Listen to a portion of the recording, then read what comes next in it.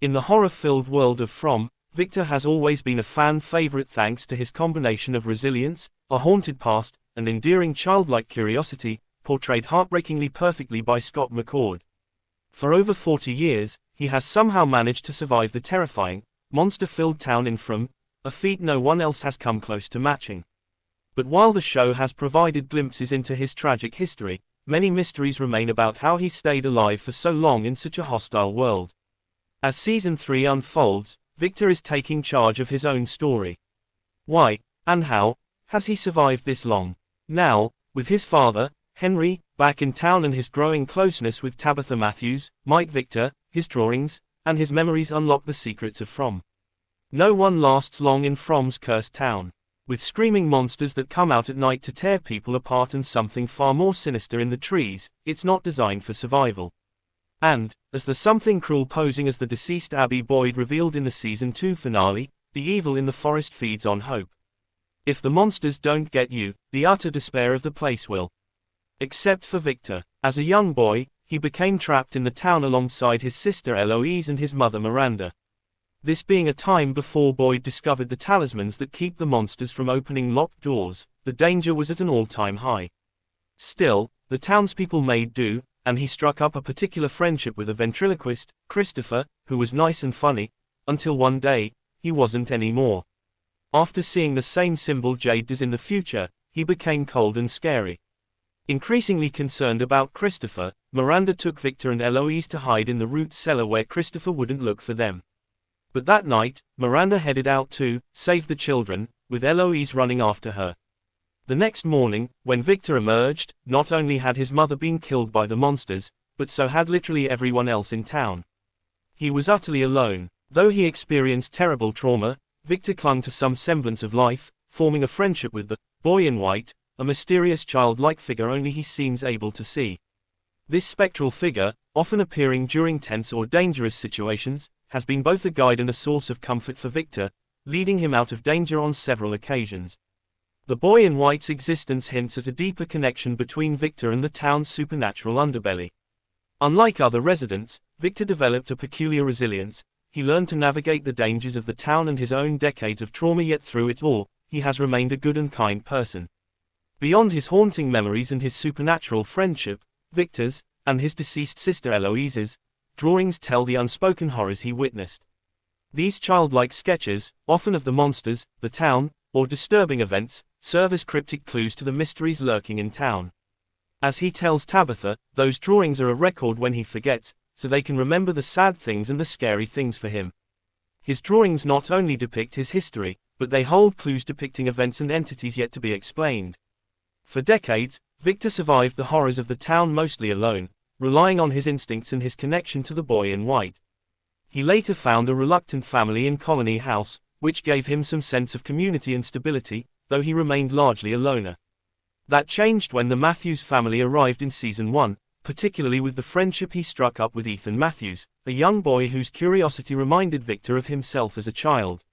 Through Ethan, Victor found a way to reconnect to his past innocence and see things through a different lens. His bond with Tabitha, Ethan's mother, grew stronger as well, mirroring the relationship he once shared with his own mother. But the highly rated Season 3 brought the biggest upheaval to Victor's life with the arrival of his father, who had long thought Victor was dead. The reappearance of his father forced Victor to confront old wounds and trauma he had buried for years. Suddenly, Victor's solitary world became complicated, marked by the need to reconcile his painful past with his father's unexpected presence. This push has prompted Victor to work to uncover his repressed memories to help the town, leading him to search for Jasper, Christopher's ventriloquist dummy. There's a blank space in an important memory where Jasper spoke to Christopher. After years of processing things only through crayon drawing and being alone, Victor has embarked on a breakneck journey to take an active role in saving the people of the town, especially his father. There's a lot more to Victor than we see at the surface. His childlike demeanor in an adult's body paints him as uniquely sympathetic. But his very existence in the town raises important questions. How has he managed to live in this place unharmed for decades, and most of those completely alone as a child? No one else has ever seemed to make it more than a few years. Why can he see the boy in white when others don't seem to? His mother, Miranda, painted visions of this place before she even came here. How is Victor connected to all of this? Viewers have long analyzed the contents of Victor's drawings, connecting dots and crafting theories. Victor himself has said they act as a record of things that have happened. But are they things that happened while Victor has been in town? Or, like his mother, does he see things that have happened long ago? With many of Victor's and Miranda's pictures making more and more sense, there are still a number of unanswered questions. What building does he show on fire? Who is the man in yellow that Miranda painted? What do the giant spiders mean? Why is the town depicted in a giant snow globe at one point? Who does the German Shepherd belong to?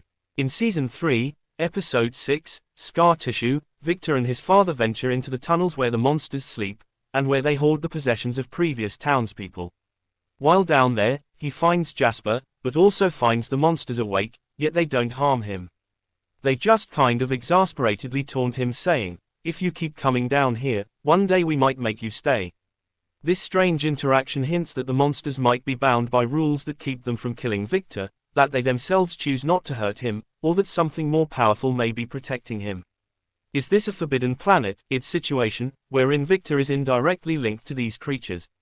Victor's family history offers potential explanations. His mother, Miranda, experienced visions of the town long before even arriving, suggesting she may have had a premonition or even a deeper psychic connection to the place. Perhaps Victor inherited a similar gift, allowing him to see the boy in white and survive in the face of deadly threat. His connection to the supernatural aspects of the town could mean he was always meant to play a pivotal role in the town's story. It raises the question of whether Victor himself is part of the curse, or its solution. His uncanny familiarity with the town, combined with his prophetic drawings, suggests that he may hold crucial knowledge about the forces at play. Victor's connection to Tabitha, too, points to an intriguing possibility. Their relationship mirrors that of a lost son and mother, and Tabitha's own experiences with the supernatural, seeing the same ghostly children Miranda did, having a childhood dream about the red stones in the forest, have made her uniquely receptive to Victor's insight. Together, they may represent a fusion of past and present, with Tabitha's visions and Victor's memories working in tandem to uncover the secrets that could lead him home. Could the way home lie in Tabitha and Victor together?